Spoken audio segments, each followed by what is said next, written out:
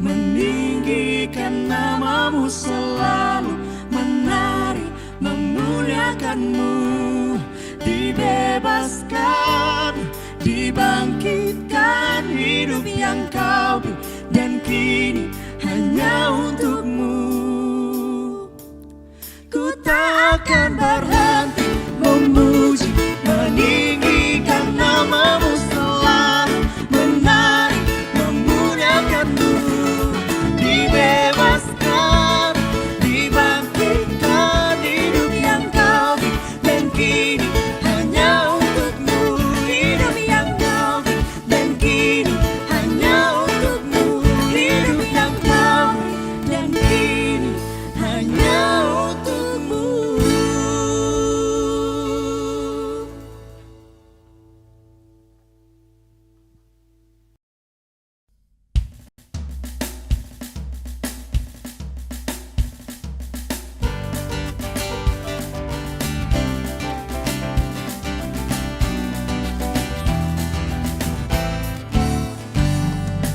Indah, mulia, bahagia penuh, bersandarkan lengan yang kekal.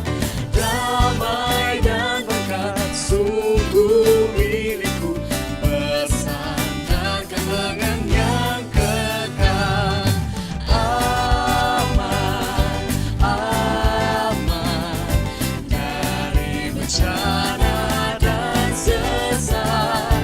Aman, aman bersandarkan lengan yang kekal.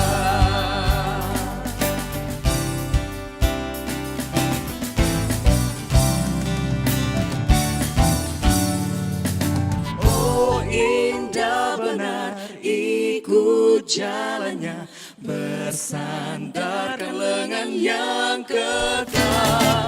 Langkahku teguh, jalanku cerah, bersandarkan lengan yang kekal.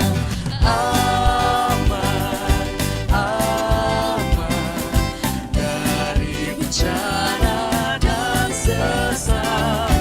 Aman, aman bersandarkan lengan yang kekal.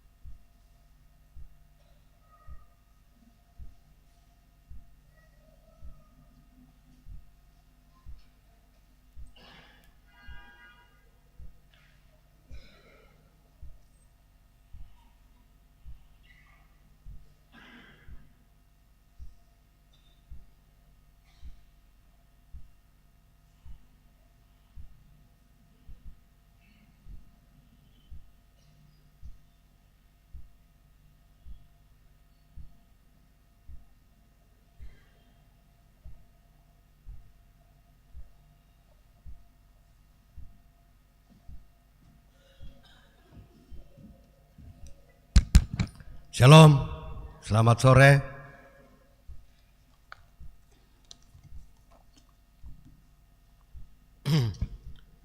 Selamat hari Minggu dan selamat beribadah bagi seluruh warga jemaat. Dan selamat datang Bapak Ibu yang baru pertama kali beribadah di gedung Gereja Jemaat Rantepau. Tuhan Yesus memberkati. Ada beberapa pendengaran warta jemaat. Ibadah lansia Jemaat Rantepau dilaksanakan pada hari Senin 27 Januari 2025 pukul 9 di gedung Gereja Jemaat Rantepau dengan pelayan firman Penatua Dr. Andus Hendrik Lebang, dan atas perhatian diucapkan terima kasih. Yang berikutnya, bahwa rapat kerja Majelis Gereja Jemaat Rantepau dilaksanakan pada hari Rabu 29 Januari 2025 pukul 9 di Gedung Pelayanan Bunga Lalan.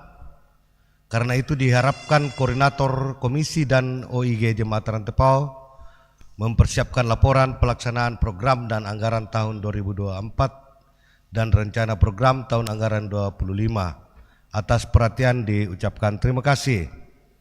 Yang berikut, ibadah penghiburan dalam rangka pemakaman almarhum Octavianus Pasolang atau Om Topik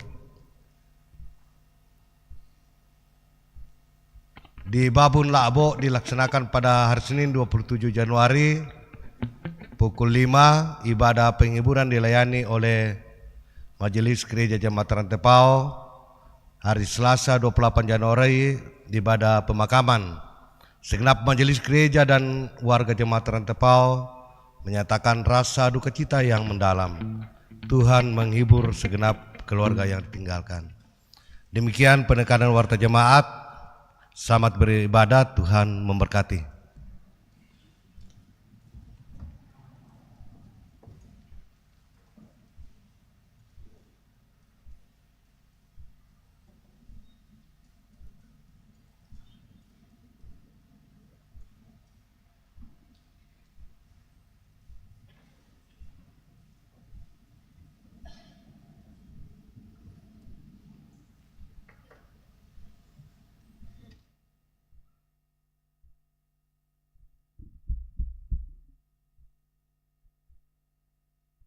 Shalom, selamat malam kepada kita semua.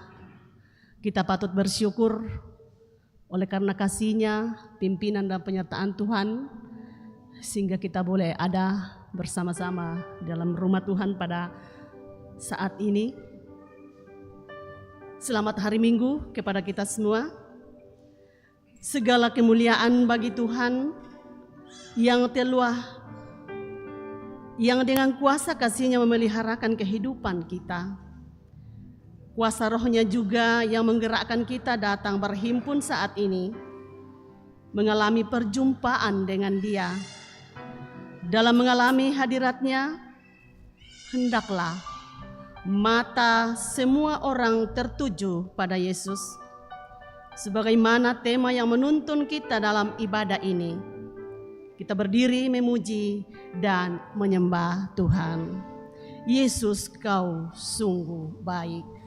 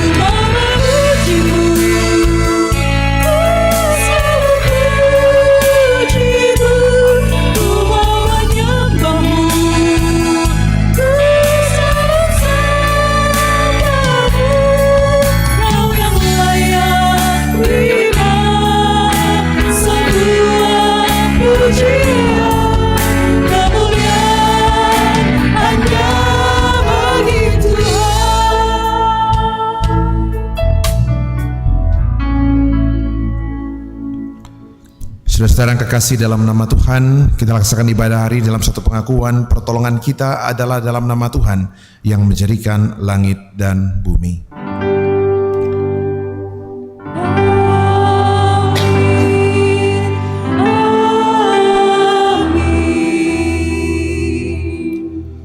Kasih Allah dalam Kristus yang penuh rahmat, kasih dan pengertian beserta kamu sekalian. Silakan duduk kembali.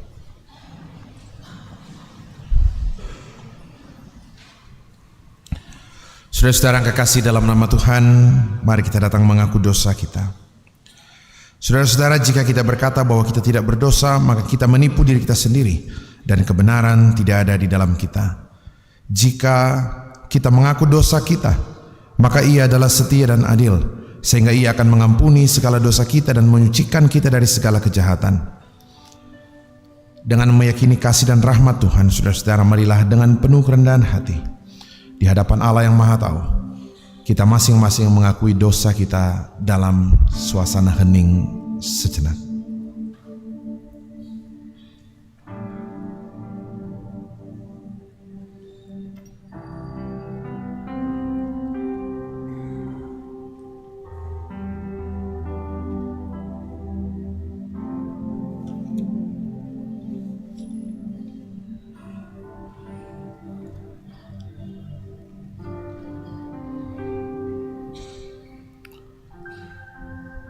Tolong ya Allah, kasihanilah.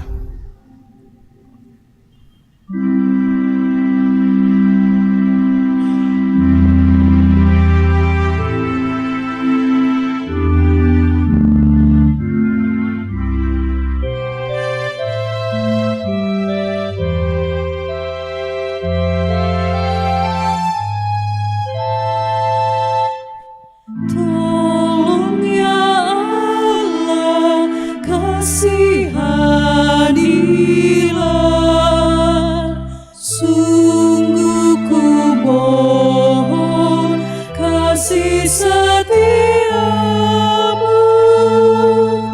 ampuni dan hapuskanlah dosaku yang ku gumuli tiada putusnya. Telah ku bersalah pada dirimu, padamu pula aku mau mengaku. Adil Engkau dalam masalahku, suci dan murni timbang hukumanmu.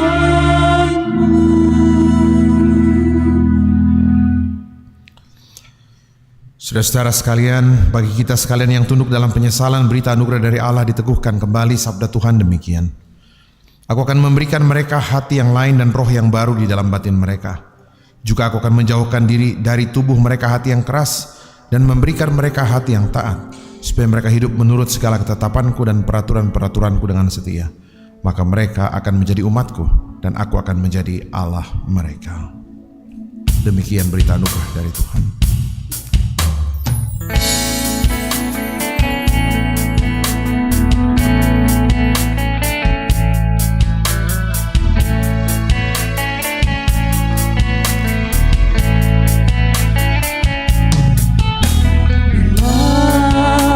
Ku buka mataku dan lihat wajahmu, ku terkagum bila ku lihat hidupku dan karya tanganmu. Ku tersanjung karena semua yang baik dalam hidupku, itulah karyamu. Kau beri kesempatan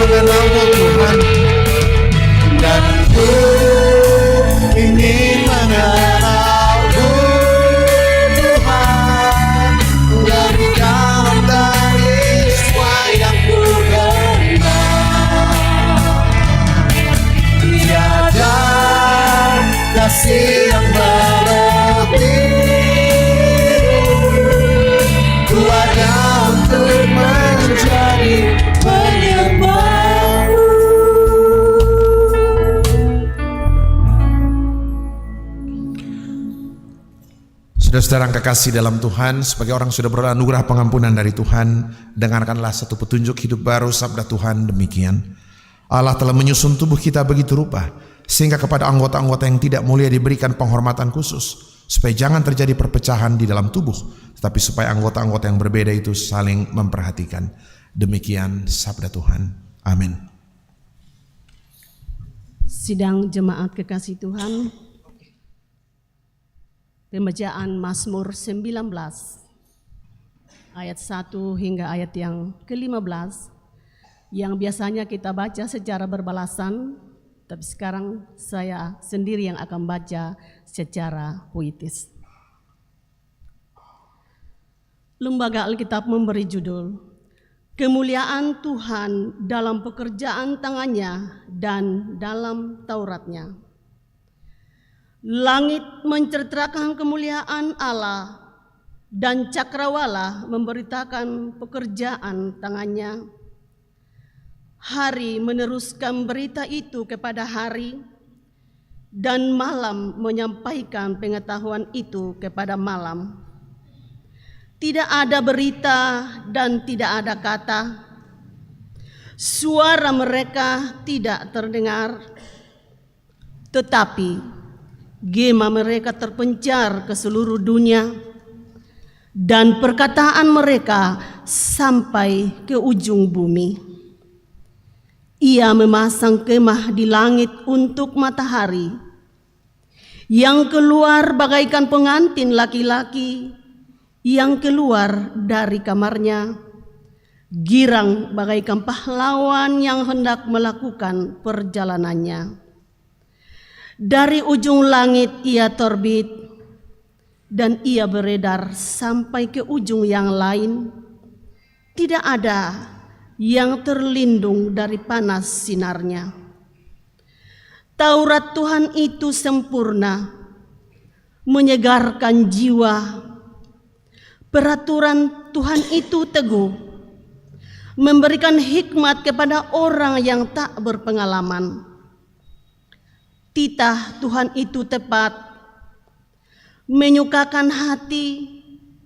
Perintah Tuhan itu murni, membuat mata bercahaya. Takut akan Tuhan itu suci, tetapi ada untuk selamanya. Hukum-hukum Tuhan itu benar, adil semuanya. Lebih indah daripada emas, bahkan daripada banyak emas tua, dan lebih manis daripada madu, bahkan daripada madu tetesan dari sarang lebah. Lagi pula hambamu diperingatkan oleh semuanya itu, dan orang yang berpegang padanya mendapat upah yang besar. Siapakah yang dapat mengetahui kesatuan? Bebaskanlah aku dari apa yang tidak aku sadari. Lindungilah hambamu juga terhadap orang yang kurang ajar. Janganlah mereka menguasai aku.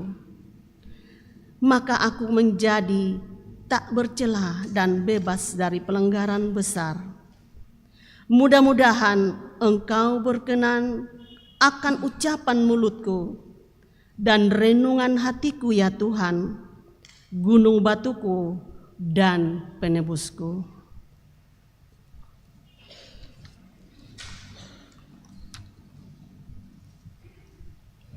Kenalambira na puang.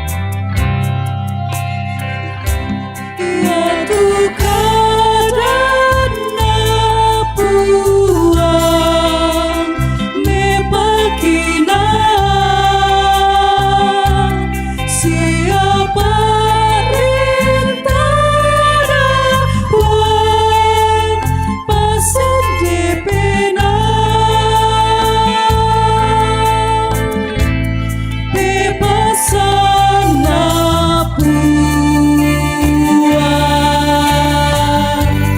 maserotongan kataku itu puan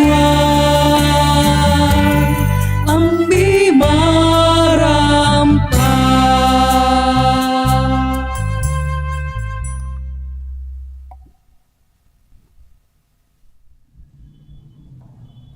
Saudara-saudara yang kekasih dalam Tuhan, kita akan bersama-sama membaca dan merenungkan firman Tuhan.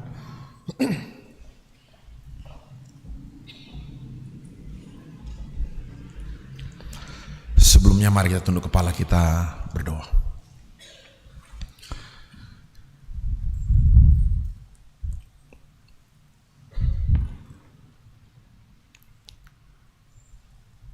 Biarkan kami dengan pertolongan Tuhan sendiri boleh mengenal-Mu lebih dalam lagi, mengerti bagaimana Engkau bekerja, bagaimana Engkau hadir di tengah-tengah kehidupan kami, mengerti apa yang menjadi kehendak Tuhan bagi kami sekalian. Kami mau mendengarkan isi Tuhan hari ini. Tolong hamba-Mu untuk menyampaikan apa yang Tuhan kehendaki. Engkau berkenan menyapa kami melampaui segala kelemahan, keterbatasan, bahkan ketidaklayakan hamba-Mu. Ambil alih pemberitaan firman dari tempat ini kata demi kata. Dan biarkan Tuhan dalam waktu sejenak ini, sabda Tuhan boleh ambil tempat yang terbaik di tengah-tengah kehidupan kami. Berbicaralah Bapa, berbicaralah. Nyatakan isi hati kehendak Tuhan buat kami sekalian. Di dalam nama anak Yesus Kristus kami berdoa. Terpuji nama Tuhan. Amin.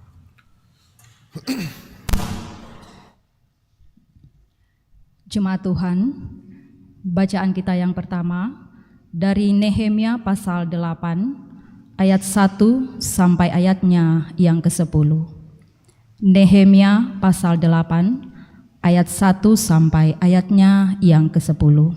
Saya akan membaca Alkitab Terjemahan Baru edisi yang kedua. Pembacaan Taurat dan perayaan Hari Raya Pondok Daun. Ketika tiba bulan ke-7 dan orang Israel telah menetap di kota-kotanya, berkumpullah serentak seluruh rakyat di lapangan di depan pintu gerbang air. Mereka meminta kepada Esra ahli kitab itu supaya ia membawa kitab Taurat Musa yang diberikan Tuhan kepada Israel. Lalu pada tanggal 1 bulan ke-7 itu, Imam Esra membawa kitab Taurat itu ke hadapan jemaah, baik laki-laki maupun perempuan, dan setiap orang yang dapat mengerti. Ia membacakan bagian-bagian dari kitab itu menghadap lapangan di depan pintu gerbang air dari pagi sampai tengah hari di hadapan laki-laki dan perempuan serta semua orang yang dapat mengerti. Dengan penuh perhatian, seluruh umat mendengarkan pembacaan kitab Taurat itu. Esra, ahli kitab itu, berdiri di atas mimbar kayu yang dibuat untuk keperluan itu. Di sebelah kanannya berdiri Matitya, Sema, Anaya, Uria, Hilkia, dan Maaseya, sedangkan di sebelah kirinya berdiri Pedaya, Misael, Malkia, Hasum, Hasbadana, Sakaria, dan Mesulam.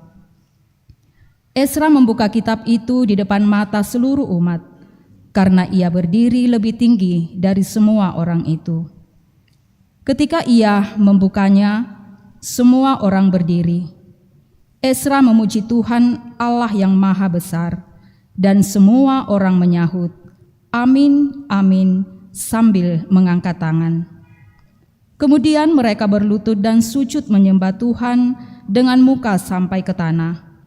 Yesua, Bani, Serebia, Yamin, Akub, Sabetai, Hodia, Maaseya, Kelita, Asaria, Yosabat, Hanan dan Pelaya yang adalah orang-orang Lewi mengajarkan Taurat kepada umat, sementara umat itu berdiri di tempatnya. Mereka membacakan kitab itu, Taurat Allah, dengan jelas dan memberi penjelasan sehingga pembacaan itu dapat dimengerti. Lalu Nehemia, kepala daerah itu, dan Imam Esra, ahli kitab itu, serta orang-orang Lewi yang mengajar umat itu, berkata kepada mereka semua, "Hari ini kudus bagi Tuhan Allahmu. Jangan berduka cita dan menangis, sebab seluruh umat menangis ketika mendengar perkataan Taurat itu." Amin. Firman Tuhan. Pembacaan firman Tuhan yang kedua diambil dari Pertama Korintus pasal 12 ayat 12 sampai 31. Pertama Korintus pasal 12 ayat 12 sampai 31. Firman Tuhan. Banyak anggota tetapi satu tubuh. Karena sama seperti tubuh itu satu dan anggota-anggotanya banyak, dan segala anggota itu sekalipun banyak merupakan satu tubuh, demikian pula Kristus. Sebab dalam satu roh kita semua, baik orang Yahudi maupun orang Yunani, baik budak maupun orang merdeka, telah dibaptis menjadi satu tubuh, dan kita semua diberi minum dari satu roh. Karena tubuh juga tidak terdiri dari satu anggota, tetapi atas banyak anggota. Andai kata kaki berkata, "Karena aku bukan tangan, aku tidak termasuk tubuh." Jadi benarkah ia tidak termasuk tubuh? Dan andai kata telinga berkata, "Karena aku bukan mata, aku tidak termasuk tubuh." Jadi benarkah ia tidak termasuk tubuh? Andai kata tubuh seluruhnya adalah mata, di manakah pendengaran? Andai kata seluruhnya adalah telinga, di manakah penciuman? Tetapi Allah telah memberikan kepada anggota masing-masing secara khusus suatu tempat pada tubuh seperti yang dikehendakinya. Andai kata semuanya adalah satu anggota, di manakah tubuh? Memang ada banyak anggota, tetapi hanya satu tubuh. Jadi mata tidak dapat berkata kepada tangan, "Aku tidak membutuhkan engkau," dan kepala tidak dapat berkata kepada kaki, "Aku tidak membutuhkan engkau." Malahan justru anggota-anggota tubuh yang nampaknya paling lemah yang paling dibutuhkan. Dan kepada anggota-anggota tubuh yang menurut pemandangan kita kurang terhormat, kita berikan penghormatan khusus. Dan terhadap anggota-anggota kita yang tidak elok, kita berikan perhatian khusus. Hal itu tidak dibutuhkan oleh anggota-anggota kita yang elok. Allah telah menyusun tubuh kita begitu rupa, sehingga kepada anggota-anggota yang tidak mulia diberikan penghormatan khusus, supaya jangan terjadi perpecahan dalam tubuh, tetapi supaya anggota-anggota yang berbeda itu saling memperhatikan. Karena itu, jika satu anggota menderita, semua anggota turut menderita. Jika satu anggota dihormati, semua anggota turut bersuka cita. Kamu semua adalah tubuh Kristus, dan kamu masing-masing adalah anggotanya. Dan Allah telah menetapkan beberapa orang dalam jemaat, pertama sebagai rasul, kedua sebagai nabi, ketiga sebagai pengajar. Selanjutnya, mereka yang mendapat karunia untuk mengadakan mujizat, untuk menyembuhkan, untuk melayani, untuk memimpin, dan untuk berkata-kata dalam bahasa roh. Adakah semua rasul atau nabi atau pengajar? Adakah mereka semua mendapat karunia untuk mengadakan mujizat, atau untuk menyembuhkan, atau untuk berkata-kata dalam bahasa roh, atau untuk menafsirkan bahasa roh? Jadi berusahalah untuk memperoleh karunia-karunia yang paling utama, dan aku menunjukkan kepadamu jalan yang lebih utama. Amin. Firman Tuhan. Haleluya. Haleluya, haleluya, haleluya.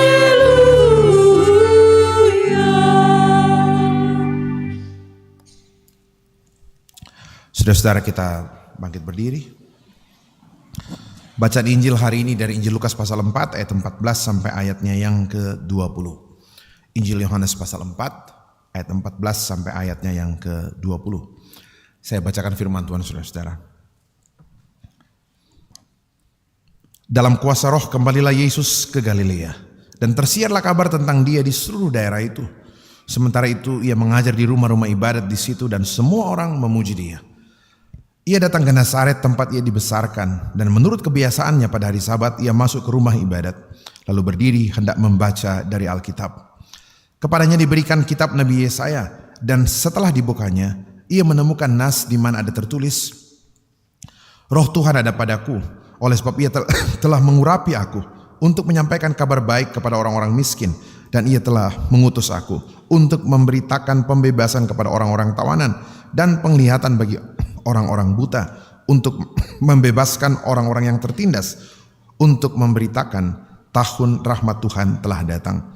Kemudian ia menutup kitab itu, memberikannya kembali kepada pejabat, lalu duduk, dan semua mata orang dalam rumah ibadat itu tertuju kepadanya.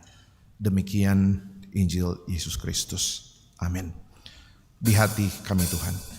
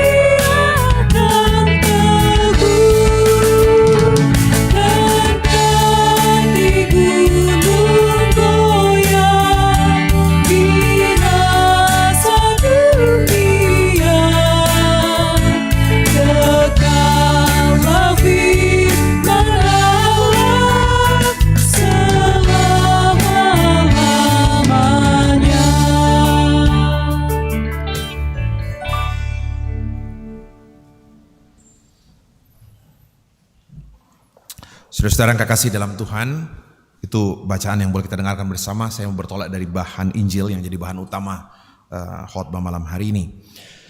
Saudara-saudara, dari Injil Lukas pasal 4, pertanyaan yang paling penting. Nanti kalau kita baca Injil Lukas pasal 4 sampai terakhir perikop yang tadi, kita tahu kan ujung dari percakapan itu adalah penolakan, kebencian orang-orang Nazaret kepada Kristus. Ya, awalnya dia senang lihat Tuhan. Begitu khotbah dijelaskan lebih jauh, sengke. Saudara-saudara, pertanyaan paling mendasar terkait dengan teks ini adalah, kenapa Tuhan secara sengaja baca satu bagian perikop dari kitab Nabi Yesaya? Yang dia baca tadi itu kutipan Yesaya 61. Yesaya itu ada 66 pasal. Tapi secara sengaja dia baca satu pasal yang dia juga sudah tahu, Tuhan sudah tahu, kalau ini dijelaskan lebih jauh, ujung-ujungnya pasti orang marah. Apa-apa yang Tuhan mau saya tahu tentang ayat itu sampai begitu penting, dia membaca secara sengaja, membacakan satu bagian perikop dari kitab Nabi Yesaya yang ujung-ujungnya membuatnya dibenci orang. Itu pertanyaan paling mendasar, saudara. Apa yang Tuhan mau saya tahu dari seluruh pemberitaan firman Tuhan? Secara sengaja, ketika sekali lagi secara sengaja Tuhan bacakan nats itu di depan orang-orang di Nazaret. Dia sengaja pilih baca satu bagian yang menegaskan tentang identitasnya di depan orang-orang Nazaret, tempat kampung dia dibesarkan. Nazaret itu kan tempat dia dibesarkan ya. Ibunya waktu terima penglihatan dari malaikat Gabriel di Nazaret. Nazaret itu daerah-daerah Galilea saja. Ya, tidak pas di tepi danau Galilea, tapi sekitar danau Galilea. Dekat, tidak jauh dari Galilea. Pertanyaan saudara, itu pertanyaan yang besar. Kalau saya mau Tuhan kagum, orang kagum senang sama saya, harusnya Tuhan bikin mujizat aja tiap hari. bikin mujizat tiap hari biar orang senang dan segala macam. Karena kalau Bapak Ibu baca cerita ini kan ceritanya Yesus sudah keliling di sekitar Danau Galilea dan kemudian berita dia bikin mujizat di Kapernaum itu sampai ke orang-orang Nazaret, dan begitu Yesus kembali ke kampungnya di Nazaret, marim pun nasato wah nang jagotungan teduh. Tapi begitu Yesus bicara lebih jauh tentang kebenaran firman Tuhan, ujung-ujungnya orang marah. Karena itu pertanyaan paling mendasar adalah apa yang Tuhan mau, apa yang Tuhan mau perlihatkan, apa yang Tuhan mau saya tahu tentang dirinya, tentang pekerjaannya, ketika sekali lagi secara sengaja di sinagoge di Nazaret, di mana di kampung dia dibesarkan, secara sengaja dia bicara tentang Yesaya 61 yang bicara tentang dirinya sendiri, identitas dirinya. Saudara-saudara kekasih dalam Tuhan, menarik sekali. Tadi kan kita baca sampai 20 ya. Ayat 21 coba lihat. Ayat 21 dia bilang begini. Lalu ia mulai mengajar mereka katanya, pada hari ini genaplah nas ini sewaktu kamu mendengarnya. Jadi coba bayangkan, di depan orang-orang di Nazaret yang tahu siapa Yesus, tahu dia anak Yusuf, ya, tahu dia anak Yusuf, dan dia tahu Yusuf itu tukang kayu yang miskin, ya. Yesus bicara terus terang bahwa Mesias yang dijanjikan di dalam kitab Yesaya pasal 61 itu tergenapi di dalam dirinya hari ini. Orang boleh hebat saudara-saudara, bikin mujizat dan segala macam, tapi kapan kau sebut dirimu Mesias? Oh nah sirari itu Yesus itu. Dan saudara-saudara luar biasa, ya. Dia tegaskan dirinya di depan orang-orang sekampungnya yang tahu seluruh latar belakang dirinya. Nah tanda itu papa anak Yusuf tukang kayu yang miskin dan segala macam. Dia perkenalkan dirinya, ini Mesias, anak Yusuf, seorang tukang kayu yang miskin di Nazaret. Orang bilang, Pak Pendeta tahu dari mana Tuhan Yesus miskin? Orang tuanya miskin, Yusuf dan Maria. Saya bilang baca di kitab ya Lukas pasal 2, di pasal di depannya. Waktu Yesus berumur 40 hari, dia dibawa ke bait suci, ya. Dibawa ke bait suci. 40 hari itu waktu pentahiran. Jadi kalau seorang perempuan habis melahirkan, waktu pentahirannya itu 40 hari ke depan. Nah, 40 hari di situ dikatakan dia membawa persembahan. Orang tuanya membawa persembahan apa? Sepasang burung tekukur atau dua ekor anak burung merpati. Kalau baca kitab Imamat, itulah persembahan orang miskin yang tidak mampu membeli domba, apalagi tedong saleko. Jadi jelas dia miskin, gitu loh. Tapi yang luar biasa saudara, saya bilang apa yang Tuhan mau? Harusnya Tuhan kalau dia mau diterima, dia baik dia bikin mujizat di Nazaret biar semua orang kagum, orang puji dia. Tapi itu tidak terjadi. Yang terjadi adalah dia membuka identitasnya bahwa apa? Mesias juru selamat yang dijanjikan di dalam kitab Yesaya, Mesias dan juru selamat yang dijanjikan dalam semua kitab nabi-nabi, itu adalah Mesias yang lahir sebagai manusia dan bukan sembarang manusia, bukan manusia hebat, bukan raja, tapi justru lahir dari sepasang rumah tangga yang miskin, Yusuf dan Maria. Apa yang Tuhan mau perlihatkan? Saya bilang sederhana. Dari awal Tuhan memperlihatkan, Injil Lukas secara begitu jelas memperlihatkan, inilah cara Tuhan hadir menyelamatkan manusia. Dia tidak hanya hadir Allah menjadi manusia, ya saudara-saudara. Tema Natal tahun ini kan dari Lukas 2. Marilah kita pergi ke Bethlehem. Itu semua cerita-cerita bahan khas Lukas. Dan orang tanya, saya bilang gini, hampir semua orang kalau ditanya kenapa Yesus harus lahir di Bethlehem, oh banyak pesan di sana, ya. Tapi saya bilang, Bapak perhatikan, saya beberapa kali ke Israel, bawa teman-teman jalan ke sana. Tapi saya bilang, kayaknya semua orang deh, semua tamu yang saya bawa, kalau sudah pergi lihat ke Yerusalem itu, kota Yerusalem itu pusat keagamaan Israel. Seluruh ritual agama Yahudi berpusat di sana. Tempat bait suci dulu ada di sana. Pusat keagamaan orang Yahudi, Yerusalem. Orang Yahudi seluruh dunia wajib kembali ke Yerusalem. Tidak ada yang wajib kembali ke Bethlehem. Yerusalem itu pusat keagamaan.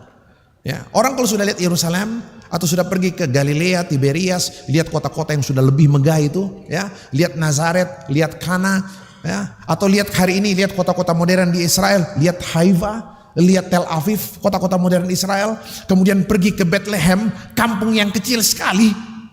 Bethlehem yang hari ini masuk teritori Palestina, saya clearkan nih. Ya, jadi Bapak Ibu, kalau ini misalnya ini misalnya seluruh daerah Israel lah ya. Wilayahnya Palestina itu si sarak-sarak ada di sini. Jadi kayak Bethlehem masuk teritori Palestina, kemudian ada Gaza itu dibawa sini.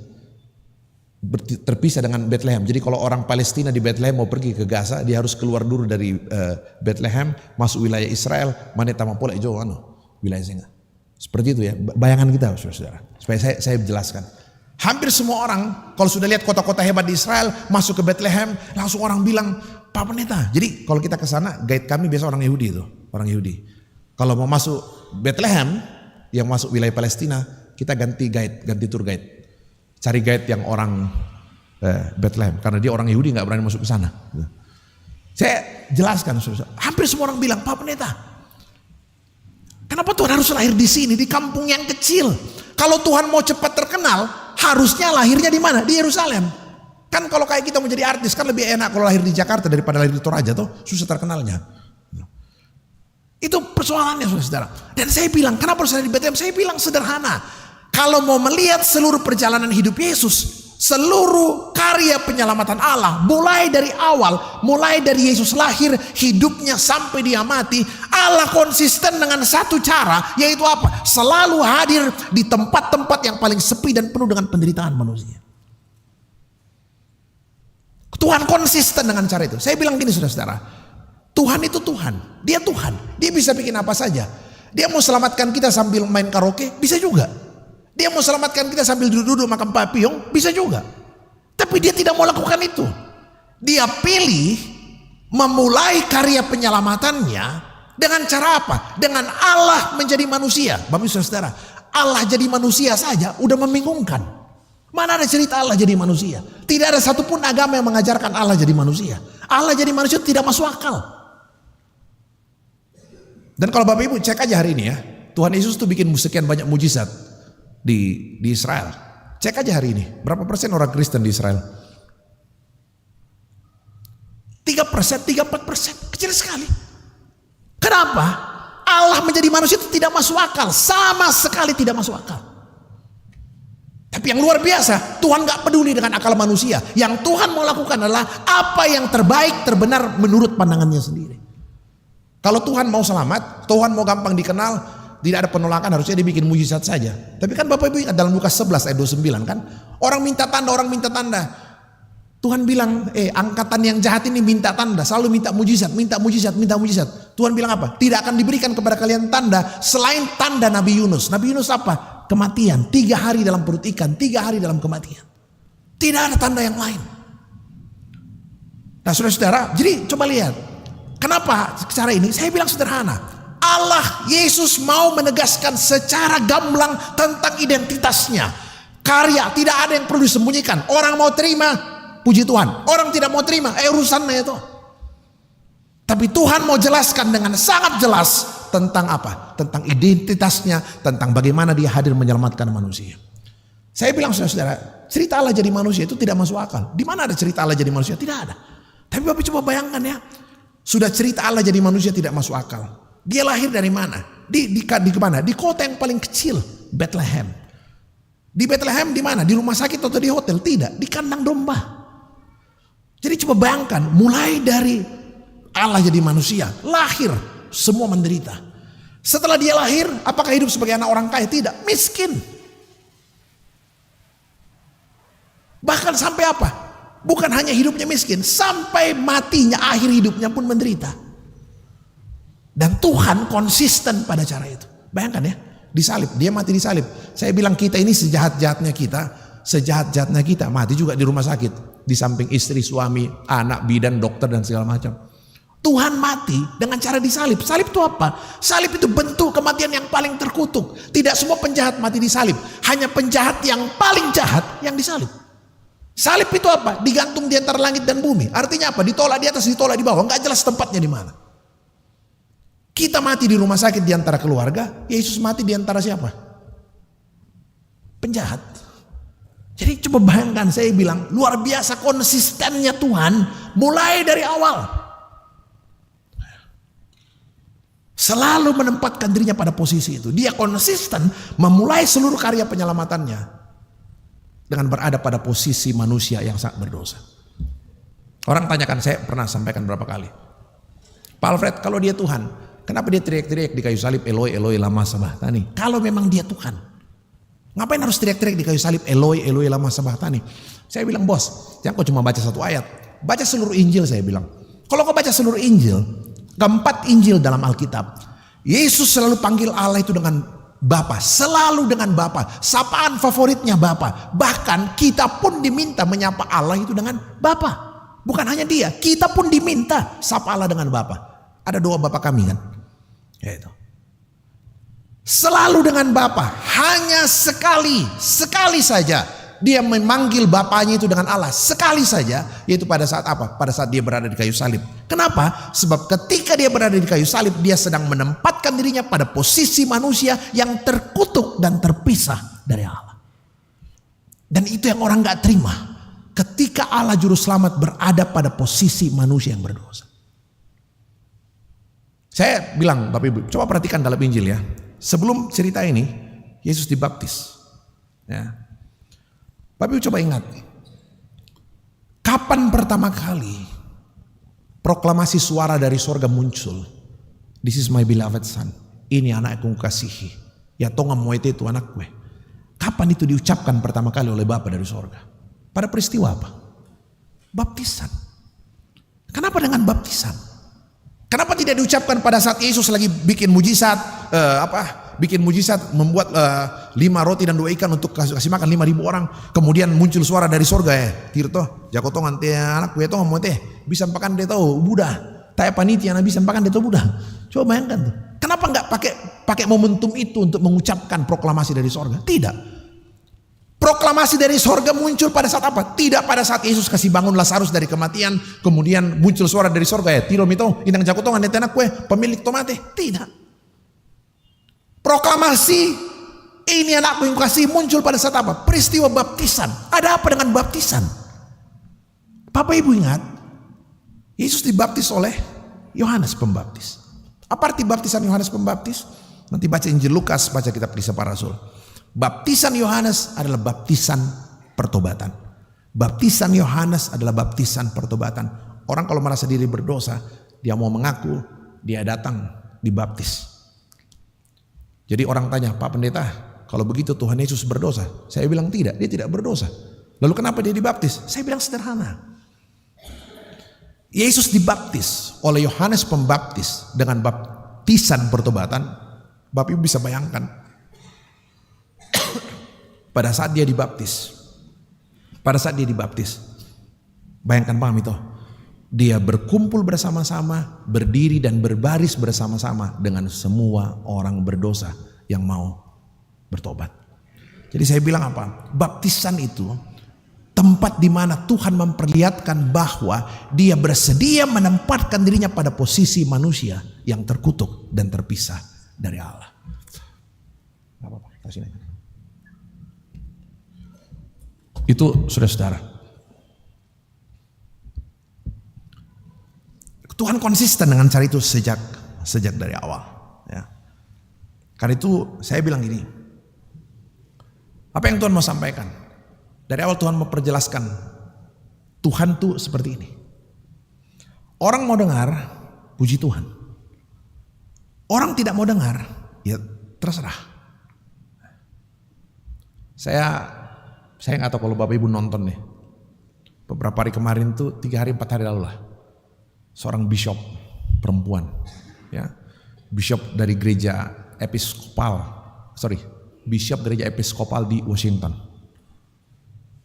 Ketika dia khotbah di depan Presiden Donald Trump, saya luar biasa. Di bagian akhir khotbahnya dia bicara khusus ke Donald Trump. Saya nggak tahu reaksi beliau, tapi kayak semua yang disampaikan bishop itu firman Tuhan. Kayaknya Presiden Amerika marah deh. Tapi buat saya harus disampaikan. Kurang lebih dia katakan, Bapak Presiden, saya mohon satu hal. miliki belas kasihan. Di negeri ini banyak anak yang ketakutan, yang gay, lesbian, transgender, para imigran. Ada satu gereja Lutheran di Amerika, berada di grup WhatsApp teman-teman. Satu gereja Lutheran di Amerika yang sudah mulai menempelkan gereja adalah tempat pengungsian bagi orang-orang asing yang mungkin merasa terancam. Saudara, saya nggak mau bicara soal politik Amerika, kita nggak tahu lah. Ya. Tapi buat saya keberanian mengucapkan apa yang memang harus diucapkan. Orang lain senang, puji Tuhan. Orang lain terima, puji Tuhan. Tapi orang lain nggak mau dengar, ya saya harus disampaikan. Saya bilang tugasmu sampaikan. Orang lain mau dengar, puji Tuhan. Dia tidak mau dengar, ya sudah, tidak apa-apa. Karena memang kebenaran harus disampaikan. Apa yang sesungguhnya harus disampaikan. Nah, pertanyaan paling penting adalah, seberapa jauh saya mau menerima Kristus utuh? Ya, baik semua firman yang menyenangkan maupun yang kurang mengenakkan tubuh kita. Ya. Kalau baca cerita ini saudara, teks kita tadi, ini kan di awal-awal masa lalu tahun tiru pong Yesus. Tapi begitu makar-nakar hot ban pong Yesus. Kaya tanah tuangan do tidio. Anak na tukang kayu Yusuf na yonon pangadeki. Jadi seberapa jauh saya bisa menerima Kristus utuh seperti yang Tuhan inginkan. Ya. Ataukah saya mau menerima Tuhan hanya yang seperti sepaham dengan logika berpikir saya sendiri. Kalau dalam Injil Lukas, paling tidak ada dua hal tuh yang membuat orang sulit terima Kristus. Ya, yang pertama dalam cerita kita, kenapa orang Nazaret tidak mau terima Kristus? Pengakuan diri, kesombongan. Dan kesombongan itu bahaya rupanya. Ya. Apalagi di kampung, semua orang mau duduk di alang, nah misal itu, misal le. Bisa ada tujuh kona toh? Coba bayangkan. Kalau baca Injil Lukas, penyebab utama orang ditolak ini, orang tahu latar belakang Yesus yang miskin.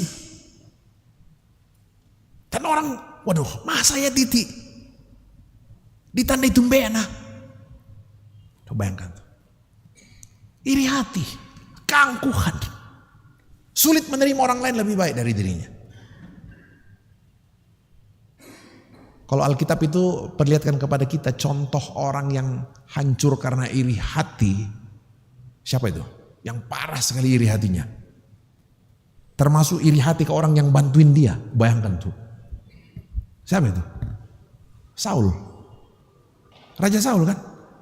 Iri hati. Iri hati ke siapa? Daud. Bapak bisa bayangkan. Seorang raja Israel iri hati ke siapa? Iri hati kepada seorang gembala. Nalotongan nopo itu. Salah Daud apa? Tidak ada salah Daud sedikit pun. Daud tidak punya salah apapun. Bahkan cerita Alkitab memperlihatkan Daud justru menyelamatkan muka Raja Saul, menyelamatkan muka Israel ketika Goliat menantang Tabang Tobarani. Daud yang maju. Tapi justru karena keberhasilan melawan Goliat, wah, pulang tentara Israel dari medan perang, langsung rakyat Israel berteriak-teriak, "Woi, Saul jago bunuh orang beribu-ribu, tapi Daud lebih jago bunuh orang berlaksa-laksa." Wah, coba bayangkan tuh. Iri hati tuh. Dan ketika dia mulai iri hati, firman Tuhan bilang apa? Roh Tuhan undur dari dirinya. Coba bayangkan tuh. Bahaya itu iri hati. Ngomongin orang selalu, ikutan itu Jo, apa ora? Foto baru tanya tuh nanti Jo, nonton ora. Kok tetanggamu yang beli kulkas kau yang panas dingin? Coba bayangkan, iri hati. Bahaya itu iri hati, benar. Iri hati itu bisa merusak, membuat kita benci orang, menfitnah orang, segala macam. Kalau dipikir, salah Yesus kepada mereka, tidak ada salahnya. Apa salahnya? Dia bikin mujizat, dia bantuin orang, dia sembuhkan orang. Nggak ada salah. Iri hati. Itu kalau dalam konteks kita itu tuh. Yang membuat orang sulit terima Kristus sebagai Mesias, Juru Selamat. Gini, kalau orang terima Yesus sebagai guru, nabi, enggak masalah itu. Tapi kapan dia disebut sebagai Mesias, Juru Selamat? Oh, si Rarik itu, gitu. Iri hati. Dia tidak mau ada orang lebih hebat dari dia di kampungnya. Pokoknya Yapi nomor 1. Dia tidak mau ada orang lebih hebat dari dia. Dia tidak mau ada orang lebih dipuji dari dia. Dia mau Yaman napi. Iko mana mau? Dia nggak mau ada orang lain. Hanya di Iko mana napi. Tidak mau ada orang yang setara dengan dia. Orang lain dipuji dia marah. Orang lain dipuji dia marah.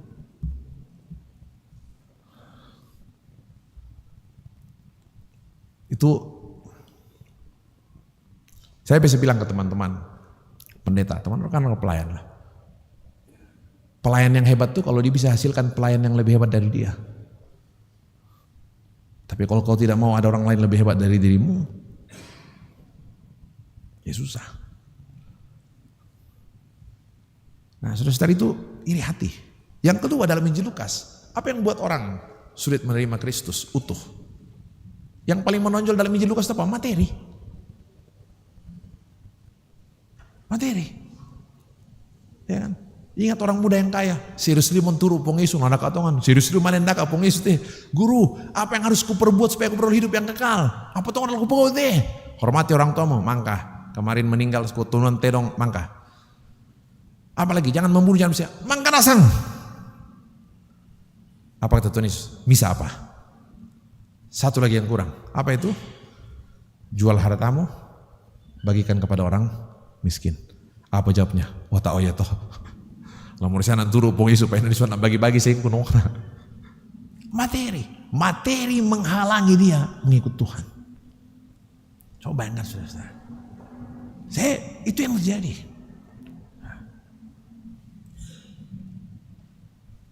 Injil Lukas kuat sekali memberi perhatian soal bagaimana hidup berbagi dengan orang.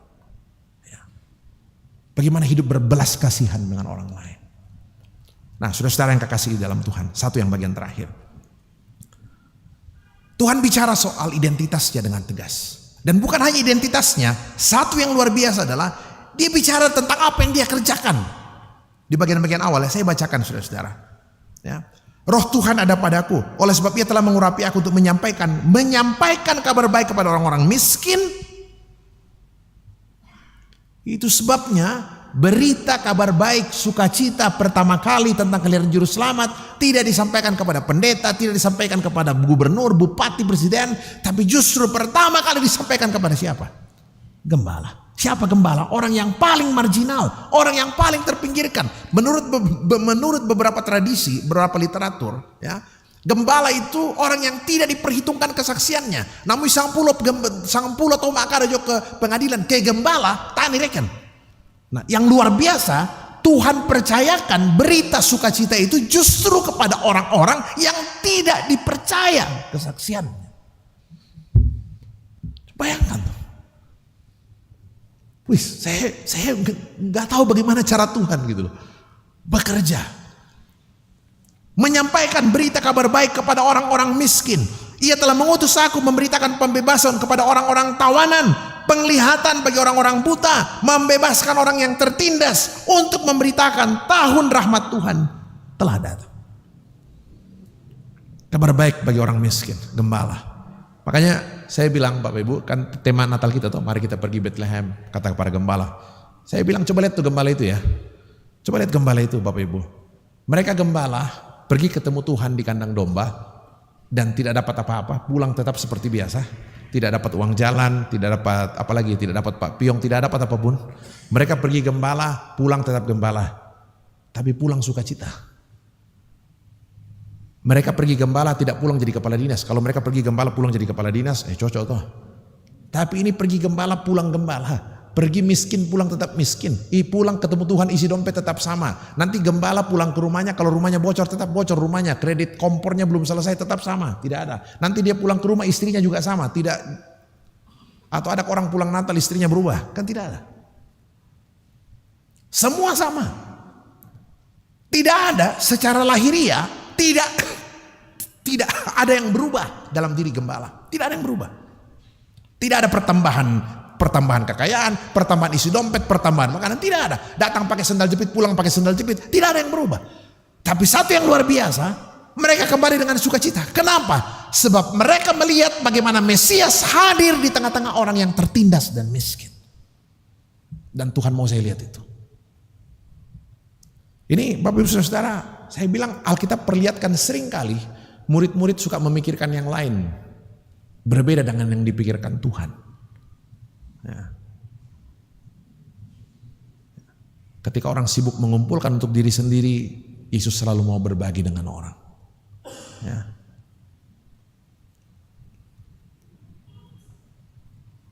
Satu teman saya gangguin kukomi, wah deh. Kau merasa akan membangun Pak Pendeta kukomi, wah deh. Nama sini kau membangun. Melomang apa tuh gereja menurut ayam muka teta apa namanya lo temenaran ayam mesti dipakai kukomi. Kau kayak misalnya gereja Betel tadi Betel taruh. Kapan kau mau berbagi kalau kau selalu tidak pernah merasa cukup dengan dirimu? Coba. Kita hari ini bicara di gereja Toraja masih ada yang sulit hidupnya jemaat. Ya, masih ada guru-guru kita di pelosok yang gajinya 500.000, 600.000 sebulan. Coba. Nah itu tahu deh. Namun seragam padon suran isi 20 pasang. Memang kan dikata bekas-bekas demikian. Coba bayangkan. Maksud saya kalau berpikir kayak gini, saya pikir gini, indah umpan dari ketupungnya semulayani. Pungnya sumban atau mulayani yang kau sembah tiap hari di gereja, Tuhan yang mana? Sebab yang saya tahu, Tuhan yang saya kenal adalah Tuhan yang selalu berpihak kepada orang-orang yang susah. Itu kan persoalannya. Ingat kan waktu orang mau kasih makan 5.000 orang, murid-murid lihat, wah dulu mau tahu sih, 5 sabu tahu mana muan itu, 5 sabu tahu. Murid-murid sudah gelisah sama dulu tuh dalam pekan itu. Langsung mereka bilang sama, ingat kan? Langsung murid-murid bilang sama Tuhan Yesus, Tuhan, kau nasa kena sulit deh. Ini dalam pekan itu budak pada deh. 5.000 orang dikasih makan mendadak. Kita kasih makan 500 orang aja harus rapat berkali-kali bikin panitia, edarkan les, sumbangan. Ini 5.000 orang mendadak. Soalnya sudah mati akan deh. Apa jawab Tuhan? Tidak. Kamu harus beri mereka makan. Bayangkan. Kamu harus beri mereka makan. Bayangkan. Ada yang tanya Pak Pendeta, tarkan tadi pengisu mau tadi ke apa juga murid-murid dan sumpahkan dia tahu. Emang Tuhan tidak tahu? Saya bilang Tuhan tahu. Tuhan tahu murid-murid tidak punya apa-apa. Tuhan tahu. Kan lagian kan 5 roti itu dari anak kecil toh, bukan mereka. Tuhan tahu mereka tidak punya apa-apa. Lalu kenapa Tuhan suruh? Saya bilang sederhana. Tuhan tahu mereka tidak punya apa-apa, tapi tetap Tuhan suruh untuk menegaskan kepada mereka, memang itulah identitasmu. Harus beri makan orang, menolong orang, bukan dari kelimpahanmu, tapi bahkan dari kekuranganmu. Kau harus bisa berbagi dengan orang. Itu Tuhan tuh. Dan Tuhan perjelas identitasnya. Ketika saya mau mengikut Tuhan, ini jalannya nih. Jalan kenosis bahasa surat Filipi. Kenosis itu apa? Pengosongan diri. Ada yang bilang, yo saya juga mau mengosongkan diri Pak Pendeta. Saya bilang, iya kau tidak bisa mengosongkan diri. Kita tidak bisa mengosongkan diri. Kenapa? Kan Kristus mengosongkan diri. Gue iya. Kenapa kita tidak bisa? Saya bilang kita tidak bisa mengosongkan diri karena memang kita sudah kosong. Cuma berlagak penuh saja kadang-kadang. Jadi saudara, satu yang terakhir itu ya, memberitakan tahun rahmat Tuhan. Hampir seluruh penafsir lah menafsirkan tahun rahmat Tuhan itu dengan tahun Yobel. Apa itu tahun Yobel? Nanti teman-teman baca di kitab Imamat, cukup banyak kok penjelasan tahun Yobel. Tahun Yobel itu tahun ke-50, tahun penghapusan hutang. Oh, kalau orang lagi berutang enak ini dihapuskan utangnya. Tapi itu tahu maaf pembengan nindan, wah masa ditapu itu. Tapi itu fakta saudara. Tahun Yobel, tahun rahmat Tuhan. Nanti Bapak Ibu baca di kitab di beberapa bagian di Perjanjian Lama. Tahun Yobel itu gini. Umat Israel itu kan sudah dapat tanah semua.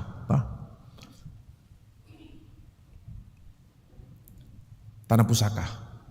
Kalau satu kali saya tidak punya uang, yang tinggal hanya tanah, saya tidak boleh jual tanah itu. Kenapa? Tanah tidak boleh dijual. Sebab tanah buat orang Yahudi adalah nahalah. Nahalah itu apa? Pusaka. Tanda perjanjian keterhubungannya dengan Tuhan. Langsung namanya bagian pengomo itu namanya. Tanah tidak boleh dijual sebab tanah itu pusaka. Kalau saya tidak punya uang, nah para luli nak sing teh. Boleh kau gadaikan. Tapi ke sesukumu sendiri.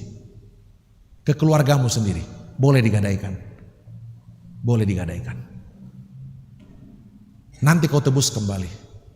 Oke, nanti saya tebus kembali. Tapi kalau sampai 10 tahun, 20 tahun saya tetap miskin. Tidak punya uang untuk tebus kembali. Apa yang terjadi? Tunggu tahun Yobel.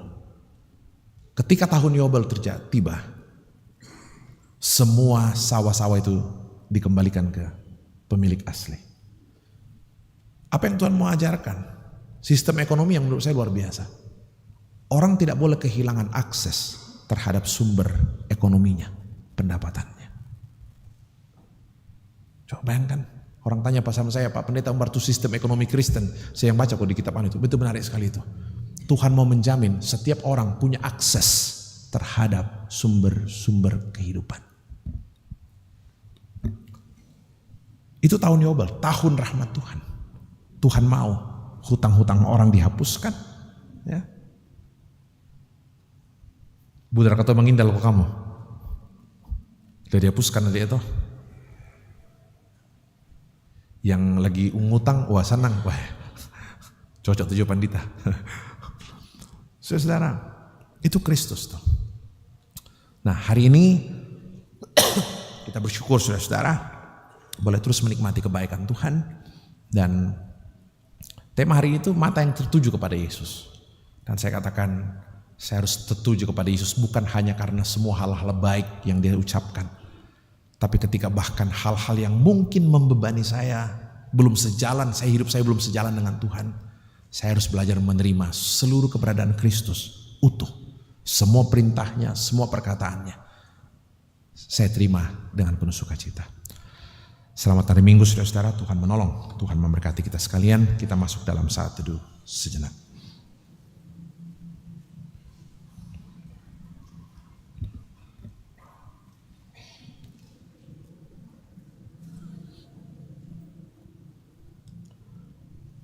Mampukan kami mengenal Kristus secara sungguh-sungguh.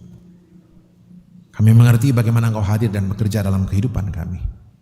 Menganugerahkan segala yang baik dan memungkinkan kami berada pada jalan-Mu. Mengikuti jalan-jalan yang Kau lakukan. Jalan-jalan yang Kau tempuh dari waktu ke waktu. Biarkan kami boleh melihat kasih-Mu lebih dalam lagi. Teguhkan iman pengharapan anak-anak-Mu untuk teguh berpegang pada jalan Tuhan, mengandalkan Tuhan. Dalam kondisi sulit apapun, kami belajar bergantung sepenuhnya kepada Tuhan. Ini kami Tuhan, ini anak-anak-Mu. Kita ucapkan doa Bapa kami bersama-sama. Bapa kami yang di surga, jadilah kehendak-Mu di bumi seperti di sorga. Makanan kami yang secukupnya, dan ampunilah kami akan kesalahan kami, seperti kami juga mengampuni orang yang bersalah kepada kami.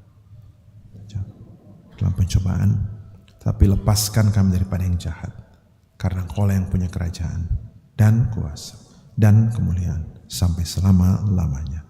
Amin.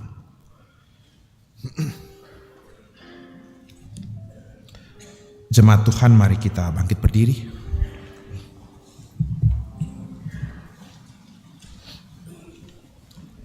Bersama-sama dengan segenap orang percaya di segala tempat dan waktu, mari kita mengaku iman kita berdasarkan 12 pengakuan iman rasuli demikian. Aku percaya kepada Allah, Bapa yang Maha Kuasa, Khalik langit dan bumi, dan kepada Yesus Kristus, Anaknya yang tunggal Tuhan kita, yang dikandung daripada Roh Kudus, lahir dari darah Maria, yang menderita di bawah pemerintahan Pontius Pilatus, disalibkan, mati dan dikuburkan, turun ke pada hari yang ketiga bangkit pula dari antara orang mati. Nah, duduk di sebelah kanan Allah, Bapa yang Maha Kuasa, dan akan datang untuk menghakimi orang yang hidup dan yang mati. Aku percaya kepada Roh Kudus, gereja yang kudus, tanah am, persekutuan orang kudus, dan hidup yang kekal. Amin.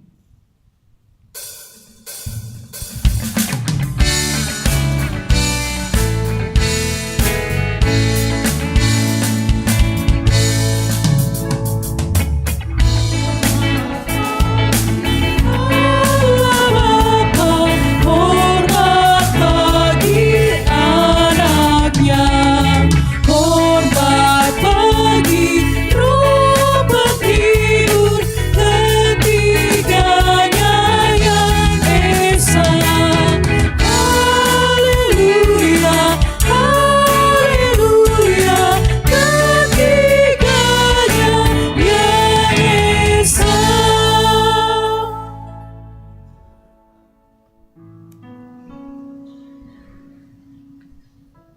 Sidang jemaat kekasih Tuhan, kita telah diberi kesempatan untuk memberikan tanda ungkapan syukur kita melalui persembahan.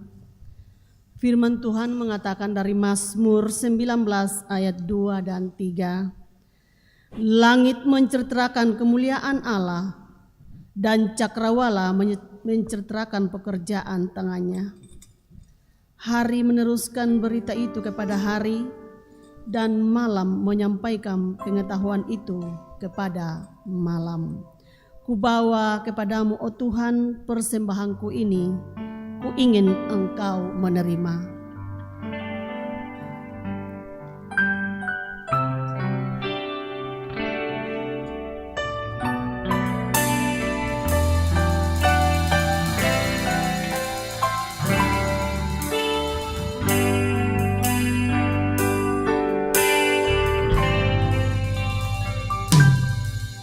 Ku bawa kepadamu,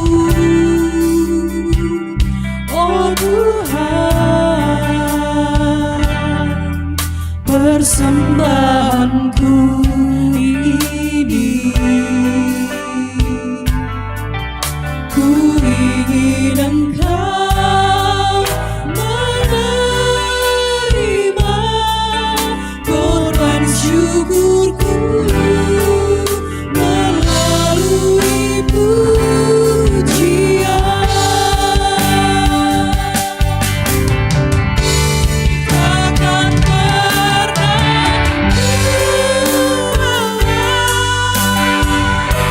selain yang terbaik,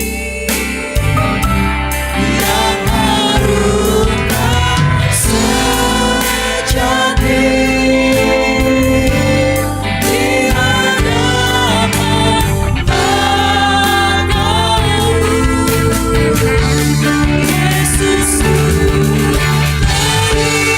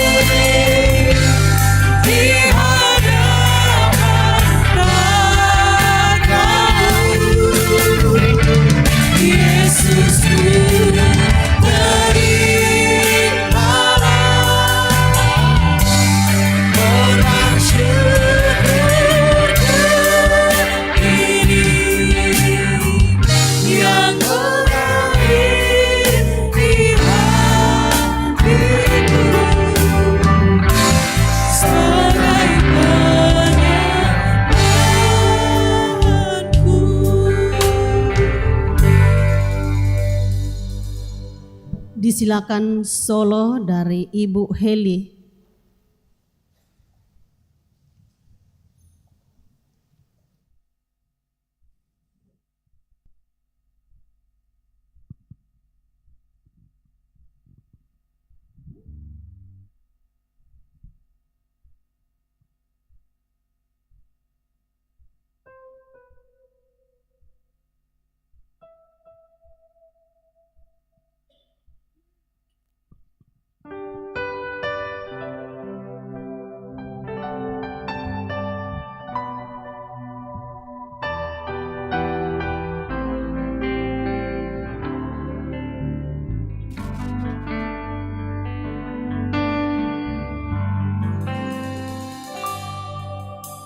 Seperti wanita mengurapimu, menangis di bawah kakimu. Demikian hidupku mau mengasihimu, Yesus, Engkau baik bagiku. Sampai nanti ku menutup mata, ku tetap setia menanti janjimu. Sampai ku dapatkan mahkota kehidupanku, ku tetap setia untuk melayanimu.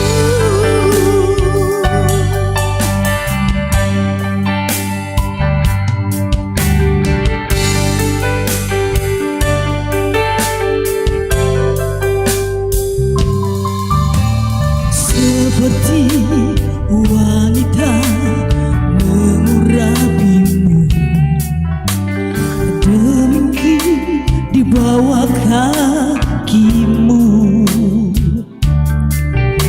Demikian hidupku mau mengasihimu, Yesus, Engkau baik bagiku. Sampai nanti ku menutup mata, ku tetap setia menanti janjimu. Sampai ku dapatkan mahkota kehidupanku, ku tetap setia untuk melayanimu.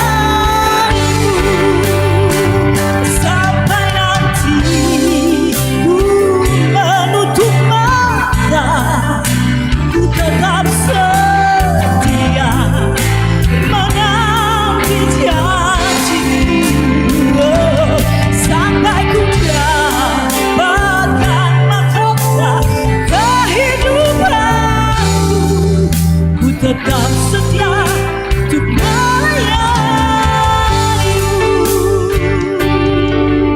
Ku tetap setia untuk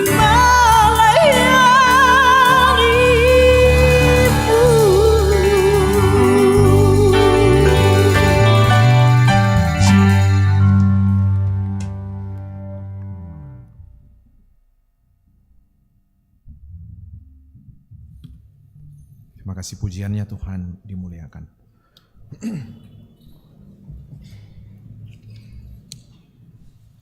Saudara, mari kita berdoa syafaat. Tuhan, biarlah seluruh rangkaian ibadah syukur hari ini menjadi sebuah hal yang berkenan kepada Tuhan. Puji-pujian kami hanya terarah kepada Tuhan. Dan seluruh persembahan syukur kami berkenan bagi Tuhan. Seluruhnya menjadi luapan syukur sukacita kami. Dan Tuhan berkenan atasnya. Tuhan pakai untuk pewartaan Injil-Mu di dalam dunia ini.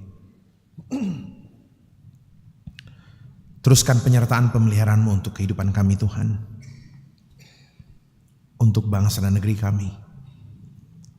Untuk Indonesia, untuk Toraja, untuk kota-kota di mana kami berdiam. Kami merindukan keadilan dari Tuhan, damai dari Tuhan, sungguh menjadi bagian dari kehidupan bangsa ini. Anugerahkan yang terbaik. Kami merindukan Indonesia yang semakin hari semakin penuh dengan damai sejahtera dari Tuhan. Keadilan dan kesejahteraan yang boleh dirasakan oleh seluruh rakyat Indonesia tanpa kecuali. Berkati Tuhan seluruh bangsa kami. Gerejamu, Gereja Toraja, bersama dengan seluruh gereja Tuhan di muka bumi ini. Perkenankan kami berjalan bersaksi bersama dalam satu persiarahan pelayanan bersama, mewartakan Injil Kristus, kasih Tuhan bagi dunia ini. Jemaat Rantepao, Engkau berkati dalam seluruh kegiatan pelayanan ke depan. Rekan-rekan pelayan Tuhan, apapun peran yang Tuhan Engkau percayakan bagi kami, izinkan kami mengemban tanggung jawab pelayanan yang Engkau berikan ini dengan sebaik-baiknya. Secara khusus kami berdoa untuk rencana rapat kerja majelis gereja hari Rabu mendatang. Tuhan pimpin, kami boleh memikirkan, mendukung dan memberikan yang terbaik untuk kehidupan pelayanan di tengah-tengah jemaat-Mu. Terima kasih Bapa di sorga, secara khusus untuk penyelesaian gedung Bunga Lalan ini, gedung pelayanan ini. Tuhan menolong, memberkati seluruh persembahan jemaat-Mu. Mungkinkan ini selesai dengan sebaik-baiknya dalam topangan kasih karunia Tuhan. Tuhan berkenan mencukupkan segala apa yang menjadi kebutuhan di tengah-tengah jemaat-Mu. Kami berdoa Bapa untuk beberapa jemaat-Mu yang berada dalam kelemahan tubuh. Kami ingat secara khusus Bapak Hosea Karaeng, Ibu Diaken Yuhani Jerry, Opa Dea, Ibu Deka Tonapa, Bapak Dennis, Bapak Kenny, Nenek Wandi, Ibu Emi Talesang, Ibu Stephanie Marina, Ibu Yulianti Palamba, Saudara Harun Liling, Ibu Diaken Naomi Lepong, Nenek Geral, dan juga mungkin beberapa dari mereka yang tidak sempat kami sebutkan satu persatu. Dalam perawatan mereka baik di rumah maupun di rumah sakit, kami datang berdoa memohon kasih karunia, lawatan dan pemulihan dari Tuhan. Tuhan menjamah, menganugerahkan kesembuhan yang terbaik. Beberapa jemaat kami, orang tua kami yang tidak mampu lagi hadir bersama dengan kami di gereja, Engkau berikan kekuatan, iman, pengharapan dan sukacita bagi orang tua kami. Dalam segala keterbatasan fisik, mereka tetap merasakan lawatan dan kehadiran Tuhan. Sejumlah jemaat yang boleh berulang tahun dalam sepekan ini, Engkau sempurnakan sukacita mereka. Dalam pertambahan usia, mereka boleh terus bertumbuh mengenal-Mu lebih dalam lagi. Kami juga berdoa Bapa untuk beberapa jemaat-Mu Tuhan. Kami ingat secara khusus untuk rencana ibadah penghiburan bersama keluarga almarhum Bapak Octavianus Pasolang di Labo. Engkau mungkinkan semua berjalan dengan baik dan keluarga almarhum seluruhnya dalam duka cita yang dialami, mereka merasakan lawatan kekuatan penghiburan dari Tuhan. Dan kami juga berdoa Bapa, lawat anak-anak-Mu secara pribadi dalam seluruh keberadaan kehidupan mereka. Dalam pelayanan, usaha, pendidikan, pekerjaan mereka, anak-anak dalam segala studinya, pergumulan mereka, Engkau hadir di sana. Hadir di sana, anugerahkan segala yang terbaik. Juga kami berdoa secara khusus Tuhan, kami ingat saudara kami Putra Sadewa dan juga Bapak Nyoman Wenten yang juga mendapat perawatan di rumah. Engkau juga hadir, menolong, melawat, anugerahkan pemulihan bagi mereka. Terima kasih Bapa di sorga, semua kelanjutan kehidupan kami ke depan kami serahkan ke dalam tangan pengasihan-Mu.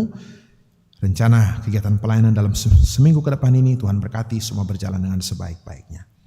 Ini kami Tuhan, ini ucapan syukur kami, puji-pujian kami, seluruh doa kami, harapan-harapan kami, Tuhan dengarkan kami. Di dalam nama anak Yesus Kristus, Tuhan Kepala Gereja, Juru Selamat kami berdoa. Terpuji nama Tuhan. Amin.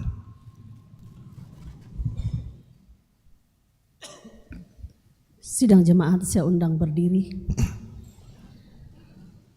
Tak selalu Tuhan menjawab doa, namun Dia beri yang terbaik di waktu yang tepat. Izinkanlah Tuhan untuk bekerja yang mustahil menjadi mungkin oleh karena percaya.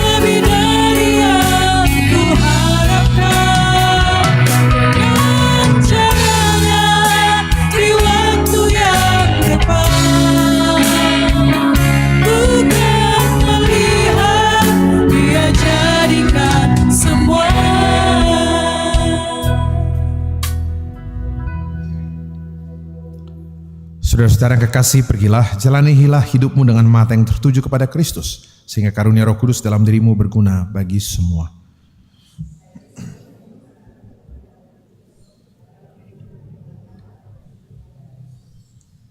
Saudara-saudara, arahkan hati dan pikiranmu kepada Tuhan, buka hatimu dengan penuh kesungguhan, terimalah berkat-Nya. Tuhan memberkati engkau dan melindungi engkau. Tuhan menyinari engkau dengan wajah-Nya dan memberi engkau kasih karunia. Tuhan menghadapkan wajah-Nya kepadamu dan memberi engkau damai sejahtera. Amin. Jika padaku ditanyakan, apa akan kuberitakan pada dunia? Yang penuh penderitaan, kan kusampaikan kabar baik. Sebagai nyanyian syukur kita pada ibadah penutupan sore ini.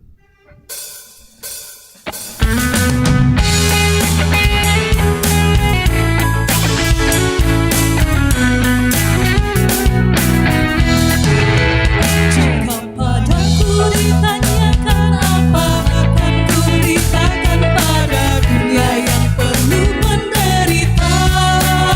Kan kusampaikan kabar baik pada orang-orang miskin, pembebasan bagi orang yang ditawan, yang dikadapkan dihalang, yang tertindas dibebaskan. Sungguh bangga Tuhan sudah tiba, kerajaan Allah penuh dunia, itu berita bagi sedunia.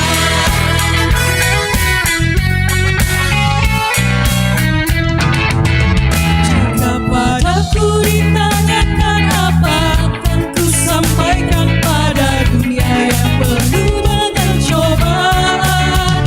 Aku bersaksi dengan kata, tapi juga dengan karya, menyampaikan kasih Allah yang sejati. Tak tersedia bagi kita pengampunan dan anugerah keselamatan dalam Kristus berada. Kerajaan Allah penuh dunia, ini berita bagi sedunia.